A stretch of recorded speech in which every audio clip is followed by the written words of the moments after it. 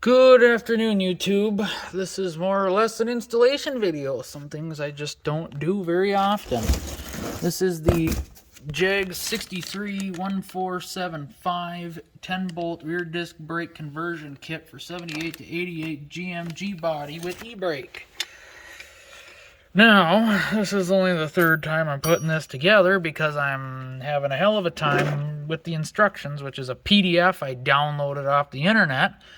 Because it didn't come with instructions, and I mean, it gives you a bag of bolts and these brackets, and there's three of them. There's a spacer bracket, very small, thin one, then this plate, and then I'm assuming it goes on the other side. They show you an assembled piece with the three brackets. Doesn't include a knuckle or a hub or whatever you want to call this.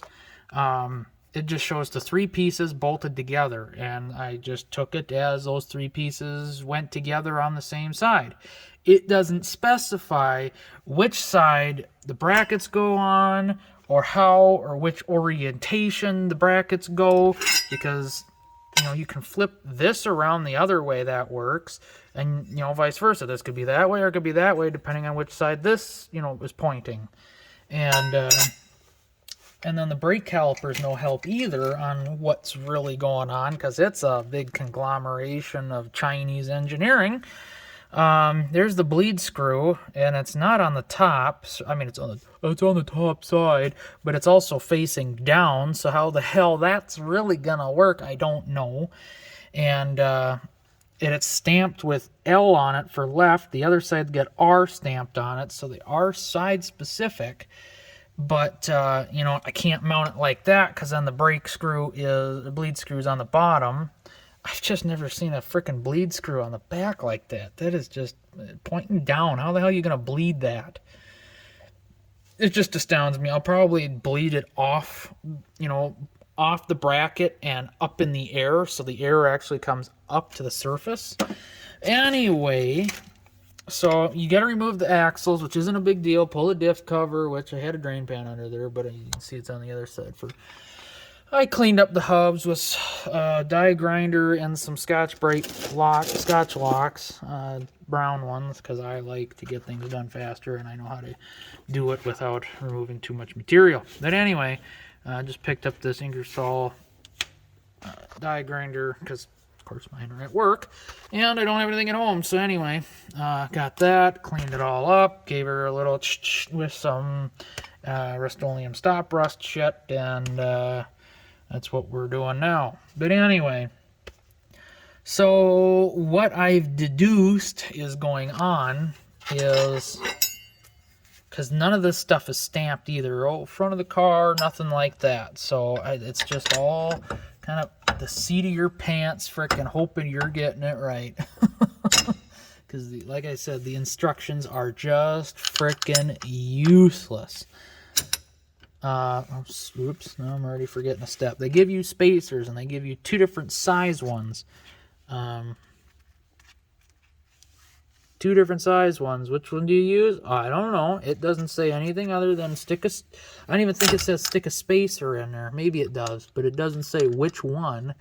Long one or short one. I'm trying to do this one-handed. Okay. So you got to have two spacers for both holes, and that takes up the gap of the hub. I figured that out. Of course, like I said, this is the third time I'm doing this because I just wanted to get this done right, and I was reading the instructions, rereading, and things are just not making sense. And I'm like, what on earth is even happening right now?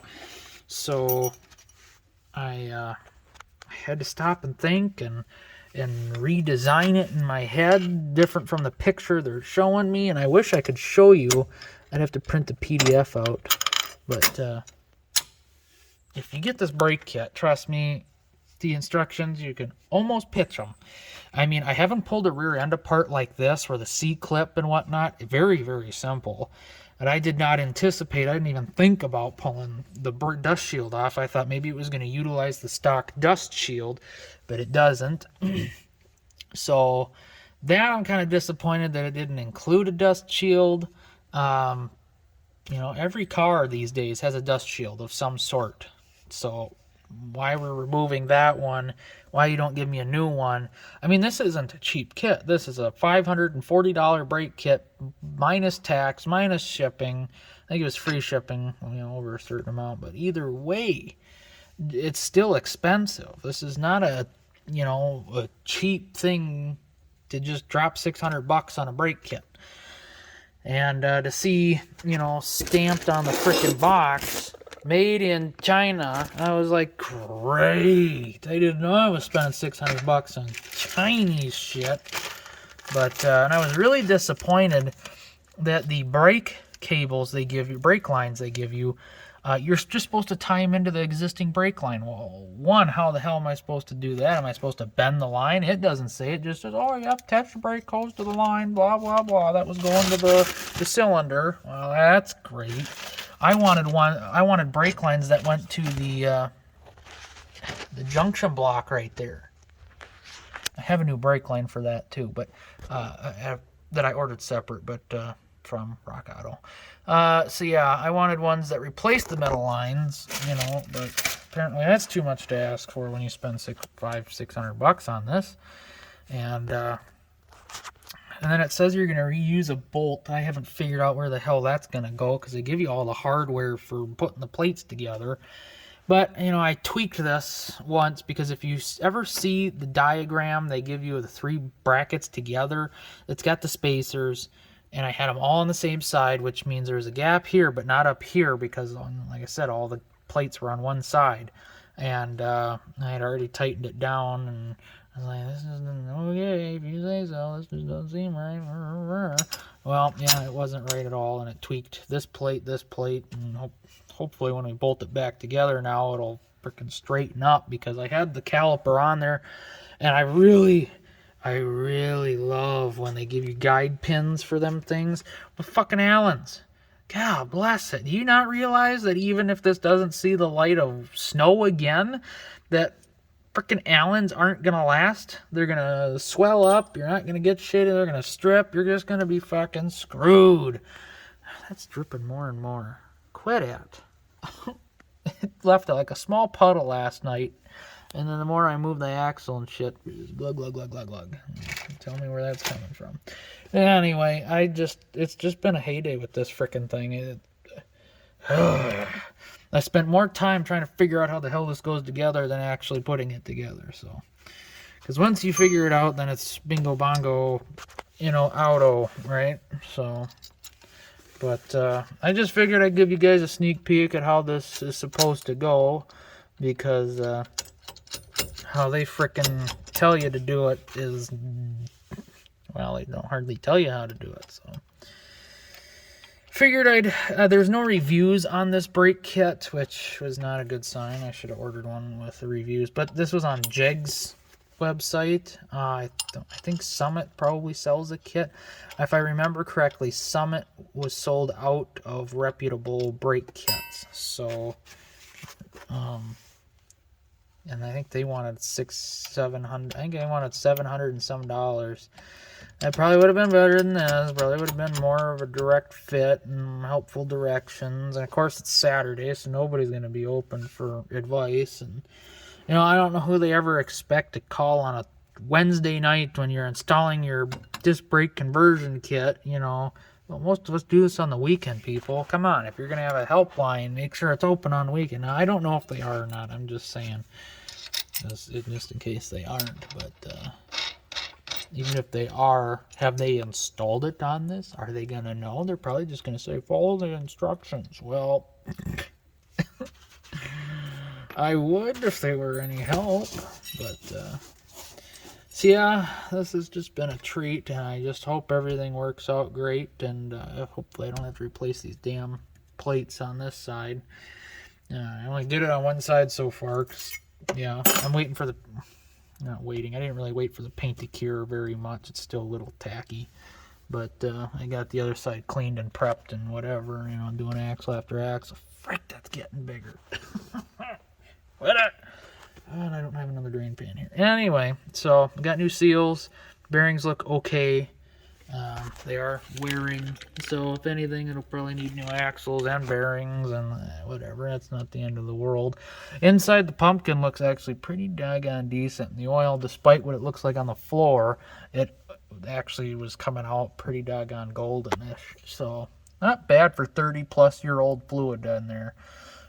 I think it's been done before, but one of these days we've got that rust convert stuff, and we'll get it all touched up, and I'll probably just end up replacing most of the control arms just for the sake of ease, even though I already feel it. I'm going to regret saying that, because if it's not original, it's sure as hell probably not just going to bop, bop, in, done, perfectly aligned, But, replacing bushings on rustier control arms, I just don't know about that. So I just would much rather replace them. But like I said, I can only imagine how much those aren't going to want to fit. But just replace all the rubber bushings. Just get this thing fresh again. And here are my new air ride shocks. The car was originally equipped with rear air ride assist. Obviously, they don't sell the Hurst shocks anymore. I did see on one of the Facebook forums for these cars that someone had a brand new set, new old, whatever, in the box. They're like, oh, I just found this in my attic. And it's just like, well, I can only imagine what he would want for them. The original Hurst shocks. Ka-ching. But I'm definitely not paying that. These were like $65-$70 for a set with the lines and everything. And so far they seem to be doing pretty good. They look sketchy up front. And this one's already got most of it wore off, but it's like you can see the shiny, that flakes off. The other side, I don't know, zoom in. You can see how kind of flaky it looks.